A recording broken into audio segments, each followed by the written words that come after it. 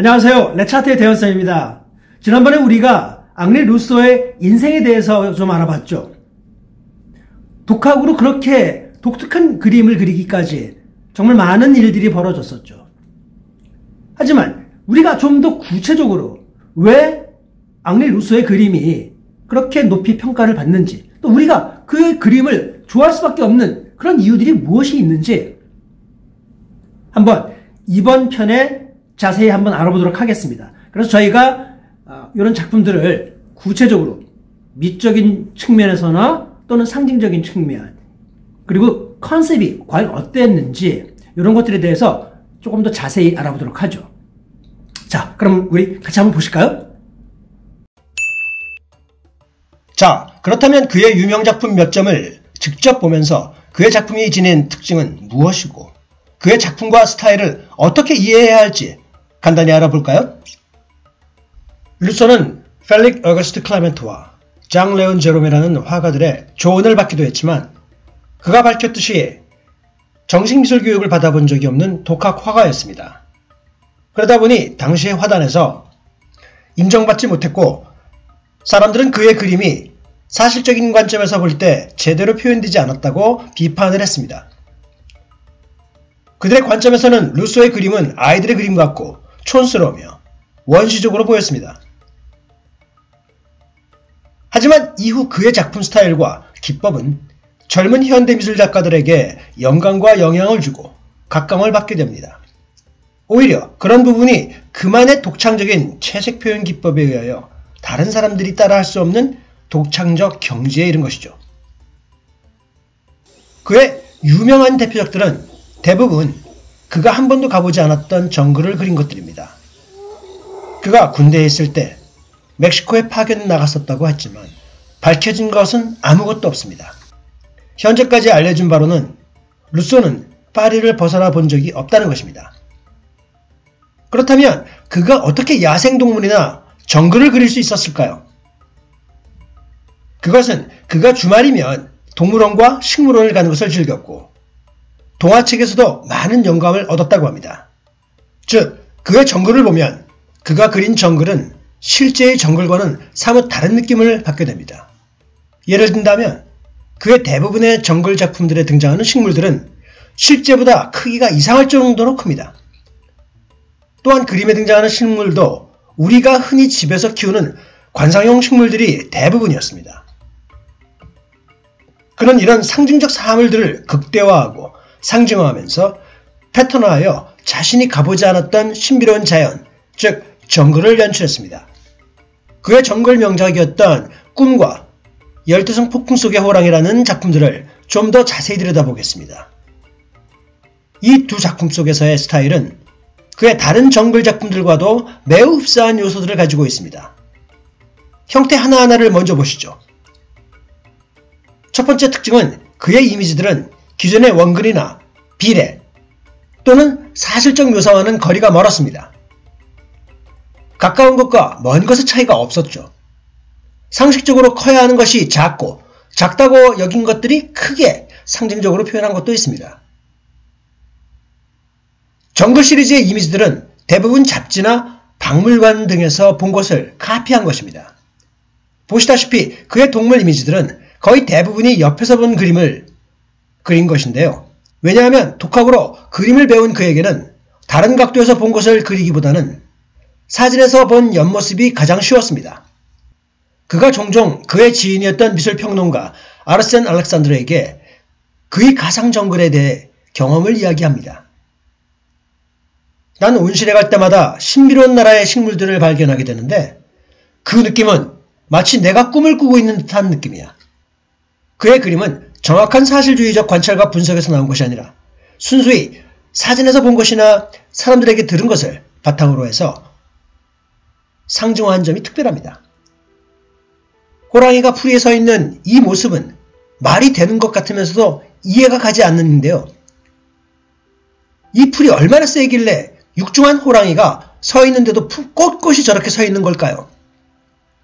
그리고 이 호랑이의 이빨을 보면 실제의 호랑이 치아 구조와는 매우 다른 것을 보실 수 있습니다. 원시적이고 복잡하지만 우리의 눈을 떼지 못하게 하는 그런 구도. 자, 이번에는 그의 정글 시리즈가 지닌 복잡한 눈을 떼지 못하게 만드는 그의 독창적이고 완벽한 구도를 한번 보시죠. 그의 작품 꿈에서 야두이가라는 이 여인은 왜 정글 한복판에 누드로 편안하게 소파에 누워있는 걸까요? 그 와중에 사자들과 뱀이 곁에서 쳐다만 보고 있는 걸까요? 그리고 원시적 악기로 음악을 연주하는 저 아프리카인은 무엇을 의미할까요? 도저히 이해가 가지 않는 세팅입니다. 루소는 이 작품에 대하여 이렇게 시적으로 말한 적이 있습니다. 야두이가는 부드러운 잠에 빠져 꾼 꿈에서 음악가가 연주하는 소리가 들렸고 다른 꽃에 녹색 나무를 비췄으며 야생뱀은 악기의 즐거운 노래를 들었습니다. 시에서는 야두이가라는 누드의 여인은 잠이 들어서 꿈을 꾸고 있다고 했지만 한 손으로 한쪽 방향을 정확히 가리키고 있습니다. 그리고 그곳에는 눈을 크게 뜬 사자들이 그녀를 지켜보고 있으며 악기로 신비로운 음악을 연주하는 이국적인 악사가 있습니다. 그 밑에는 뱀이 음악을 들으며 야두이가를 쳐다보고 있는데요. 결국 이런 그림은 초현실주의적인 시간과 공간을 루소만의 색과 구도와 상상력으로 재탄생시켰기 때문에 가능한 것이었습니다. 그것이 바로 당시 서툴다고 평가받던 작품과 그의 스타일이 지금까지도 무척이나 사랑받는 이유일 것이라고 생각합니다. 이런 신비한 그의 작품에는 매우 복잡한 구도가 존재하며 우리의 눈을 끊임없이 즐겁게 해줍니다. 야두이가의 눈과 사자의 눈, 뱀의 눈, 그리고 코끼리의 눈은 서로 마주보거나 앞을 향하며 우리의 눈을 자유롭게 화폭을 들여다보게 이끌어줍니다. 동물들의 눈과 야두이가의 가슴, 오렌지, 그리고 하늘의 달까지 다양한 크기의 원이 반복 배치되어 균형감을 줍니다.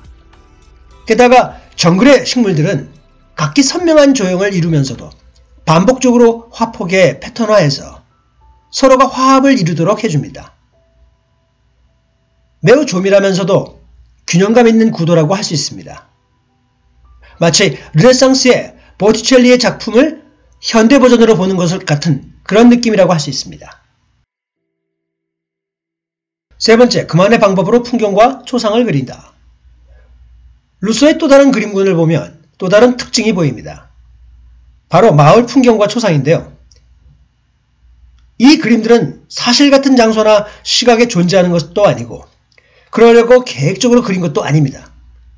배경과 초상은 서로 연관이 없는 경우가 많았습니다. 자신만의 그려보고 싶은 어떤 마을의 어느 일부분을 그린 후 사람을 그 풍경 앞에 그리는 스타일이었죠. 이 그림을 한번 볼까요? 이 작품은 1905년에 그린 파리 근교의 집이라는 작품인데요. 자세히 보시면 원근법이 제대로 맞지 않습니다. 무시한 것이 아니라 그는 그것을 제대로 표현할 줄 몰랐습니다. 왼쪽의 집과 오른쪽의 숲으로 들어가는 길은 전혀 다른 시점에서 그린 듯합니다. 왼쪽의 집은 밑에서 위로 쳐다보는 것이고 오른쪽의 길은 밑으로 내려가는 것 같다가 갑자기 하늘 위로 길이 올라가는 듯한 느낌입니다. 이 그림 자체에서만 여러 개의 시점이 존재를 한다는 거죠. 하지만 무언가 이런 표현 자체가 매력적으로 느껴지기도 합니다. 그리고 사람들을 볼까요? 그가 그린 대부분의 초상화들은 모두 가족 같은 착각을 느끼게 할 정도로 비슷합니다. 그만의 스타일이 이미 강하게 느껴지죠. 마치 인형 가게에서 파는 인형들 같습니다. 아이들의 순수성이라고나 할까요? 바로 이런 것을 그는 초상 풍경화라고 불렀습니다. 그가 처음 만들어낸 스타일이었죠. 많은 전문가들이 그의 그림을 비난하고 무시했지만 그의 긍정적이고 낙천적인 성격 탓에 루소는 이런 식으로 받아들였습니다. 만약 내 부모님들이 내가 어린 시절부터 내 천재적인 미술 소질에 대하여 아셨다면 난 프랑스에서 가장 훌륭하고 부유한 그런 화가가 되었을 거야 라고 말한 적이 있습니다.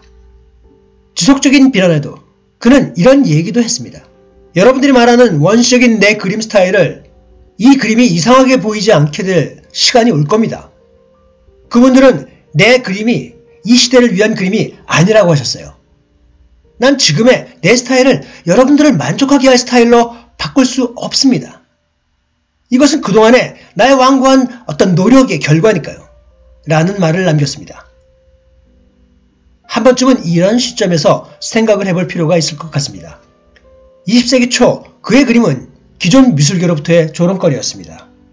하지만 위에서 말씀드린 대로 만약 그의 부모가 그에게 당시의 미술 정규교육을 받게 되었다면 이렇게 현대사회에 가서 대가로서 그만의 독창적인 화풍을 남길 수 있었을까요?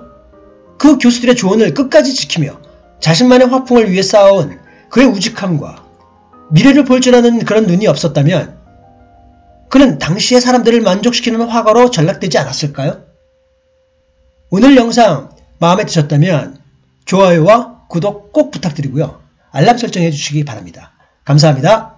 다음 주에 봐요. 안녕!